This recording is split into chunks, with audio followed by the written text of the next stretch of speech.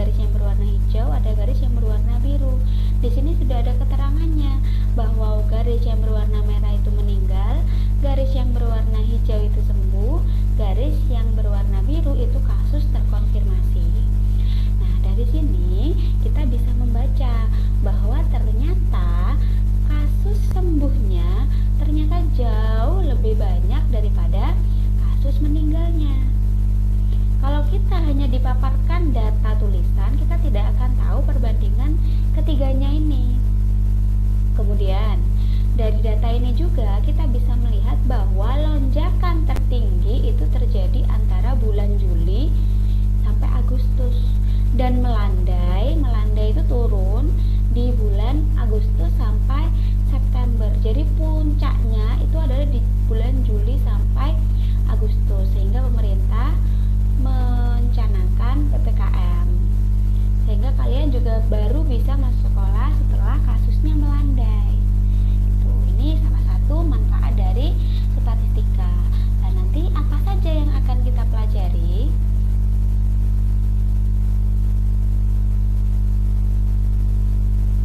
Nah, yang akan kita pelajari nanti ada 3. Ada penyajian data, ada pemusatan data, ada penyebaran data. Penyajian data, contohnya sudah saya kasih tadi. Dari data yang disajikan, kalian harus bisa membacanya. Atau sebaliknya, kalian diberi data harus bisa menyajikan dalam bentuk 1. Tabel distribusi frekuensi, 2. Dalam bentuk grafik. Grafik itu ada banyak, ada diagram batang, ada grafik diagram garis, ada diagram lingkaran, ada juga berupa histogram, poligon, frekuensi, dan OGIF. Ini semua nanti yang berhubungan dengan data tabel distribusi frekuensi. Kemudian ada pemusatan data. Pemusatan data apa saja? Ada rata-rata, ada nilai tengah, ada modus, ada kuartil dan desil. Kenapa di sini kuartil dan desil berwarna biru berbeda dengan yang lain? Karena kuartil dan desil ini masuk ke ukuran letak. Ukuran letak masuk ke pemusatan data. Gitu. Kemudian ada penyebaran data. Jadi kita nanti di penyebaran data akan mempelajari simpangan rata-rata, simpangan baku, dan ragam atau varians.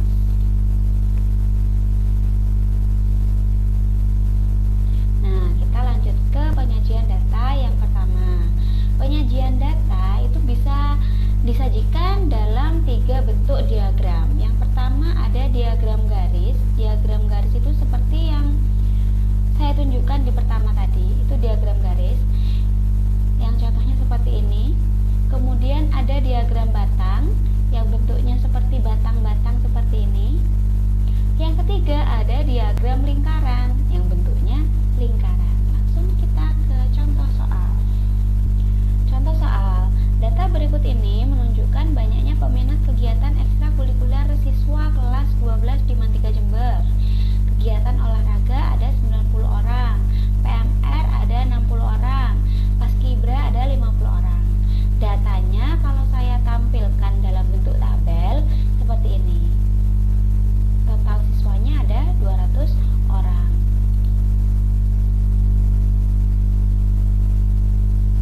Nah, cara menyajikan dalam diagram garis, kita buat sumbu X dan Y.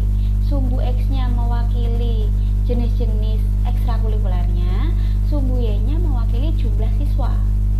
Tadi olahraga 90 orang, maka titiknya ada di sini. Kita tarik titik. Nah, ternyata ketemunya di sini. PMR tadi ada berapa orang? 60 orang, berarti dia ada di sini. Paskibra ada 50 orang, kita ketemunya di sini. Kemudian dari titik-titik itu kita hubungkan menjadi antara satu titik dengan yang lainnya. Jadilah diagram garis. Berikutnya, dan kita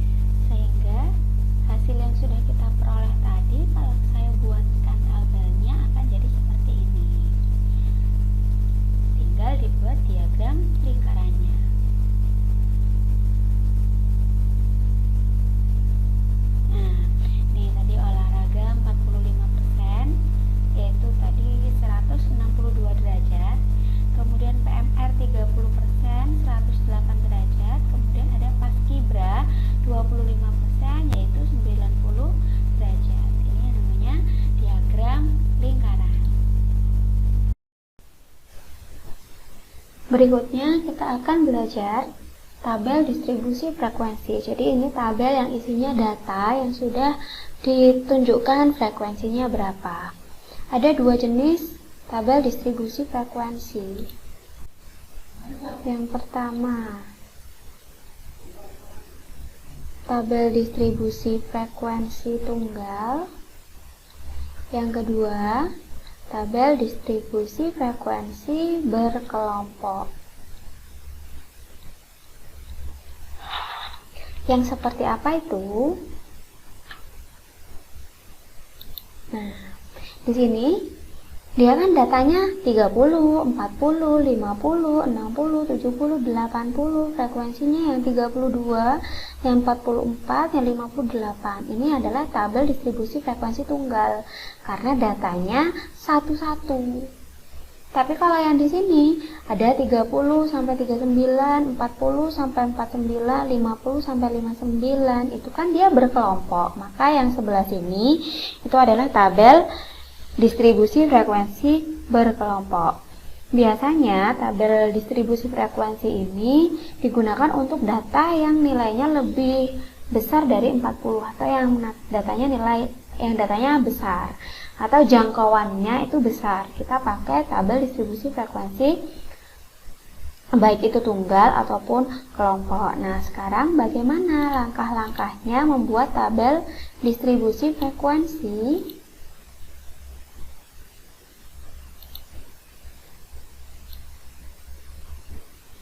Misalkan saya punya contoh hasil nilai tes matematika 30 siswa, ini masih berupa data mentah. Di sini datanya ada 30, 1, 2, 3, 1, 2, 3, 4, 5, 6, 7, 8, 9, 10, ada 30 data. Nah, kita lihat nanti apakah dia akan menjadi distribusi tunggal atau tabel distribusi frekuensi kelompok. Di sini langkah-langkahnya ada 5. Yang pertama, kita menentukan jangkauan. Jangkauan itu rumusnya adalah X-max dikurangi X-min. X-max itu data paling besar. Di sini data paling besarnya adalah 88.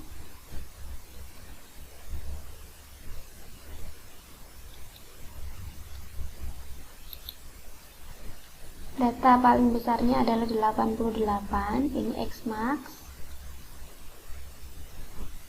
Kemudian X-min-nya itu adalah 30.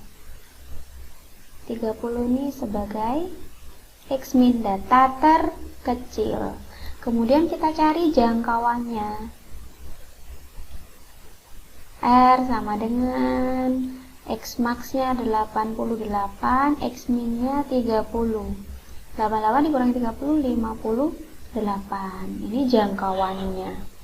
Kemudian yang kedua, menentukan banyak kelas. Banyak kelas itu rumusnya ini, K sama dengan 1 plus 3,3 log N. N itu adalah banyak data.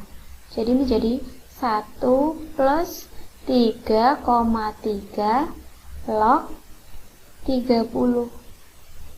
Log 30 boleh kalian cari pakai kalkulator. Kita coba.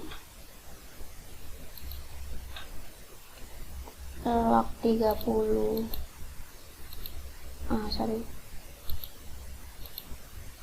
Log 30 nilainya 1,47. Berarti ini jadinya 1 ditambah 3,3 dikali 1,47. Nilainya adalah 5,85. Kita bulatkan menjadi 6. Itu banyaknya kelas.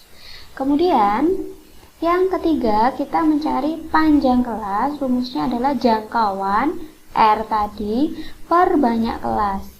Per banyak kelas. Banyak kelasnya 6, berarti 58 dibagi 6. 9,67. Ini kita bulatkan jadi 10. Oke, sekarang tinggal membuat tabelnya.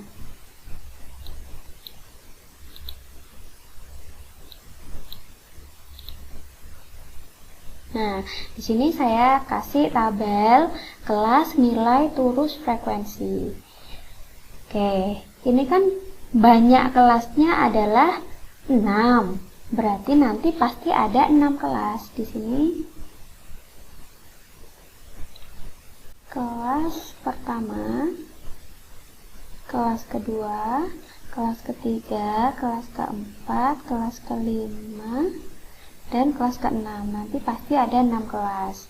Kemudian nilainya kita tentukan batas-batas kelas. Oke, kita cari nilai terkecil dulu. Nilai terkecil kan 30, berarti 30 pasti masuk. Nilai terkecilnya 30 sampai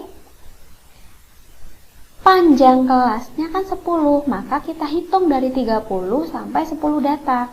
30, 31, 32, 33, 34, 35, 36, 37, 38, 39. Berarti 10 datanya sampai 39. Begitu juga kelas kedua, berarti 40 sampai 49.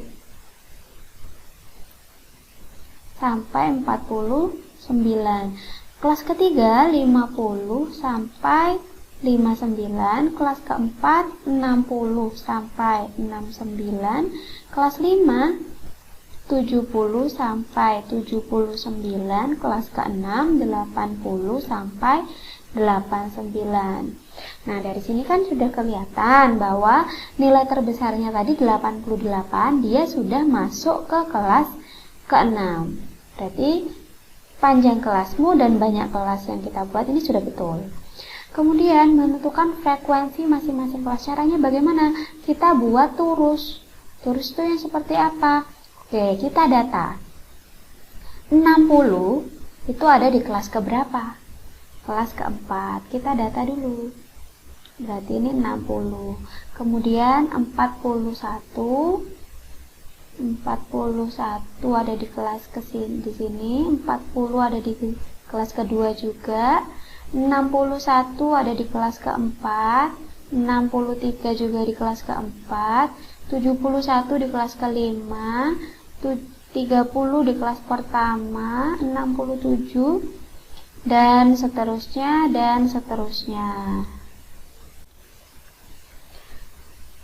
Nah, terusnya setelah kita cari semua, hasilnya seperti ini. Kemudian, cara menentukan frekuensinya tinggal kita hitung turusnya. Kelas pertama ternyata ada 2.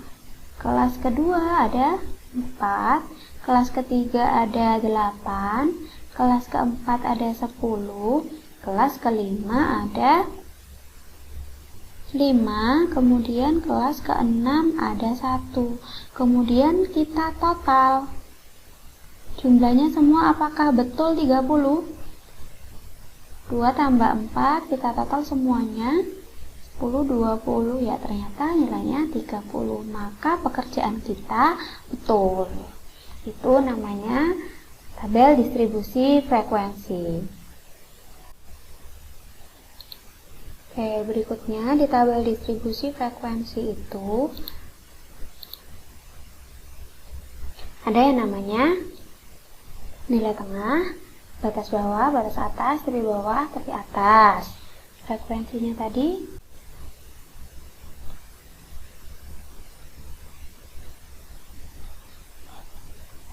nah, nilai tengah itu yang mana? Ya, nilai tengahnya 30 sampai 39.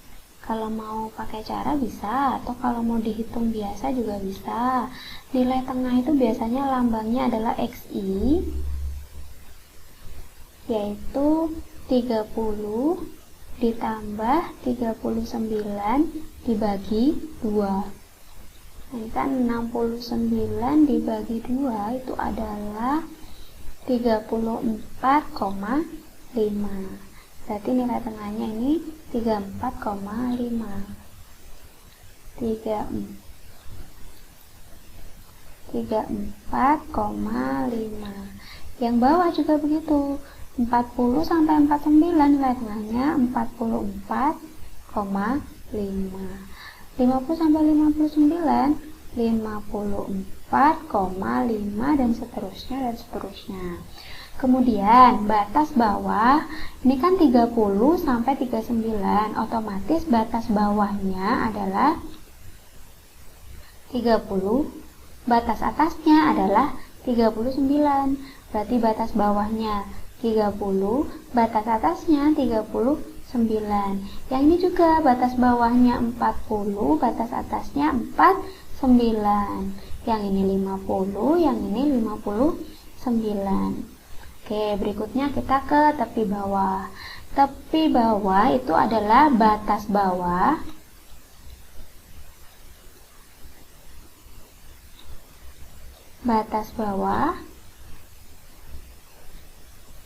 dikurangi 0,5. Kalau tepi atas, batas atas ditambah 0,5. Jadi tepi bawahnya kan 30, berarti 30 dikurangi 0,5, 29,5. Yang ini jadi 39,5. Yang ini jadi 49,5. Tapi atasnya tinggal batas atas ditambah setengah. Jadi 39,5, 49,5, 59,5 dan seterusnya.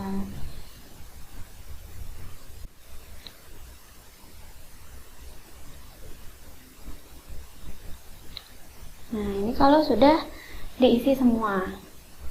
Oke? Ini adalah materi tabel distribusi frekuensi statistika bab awal kita. Sampai di sini pertemuan kita. Semoga ilmu yang sudah kalian lihat dan kalian dengarkan ini bermanfaat. Tetap jaga kesehatan. Saya akhiri. Wassalamualaikum warahmatullahi wabarakatuh.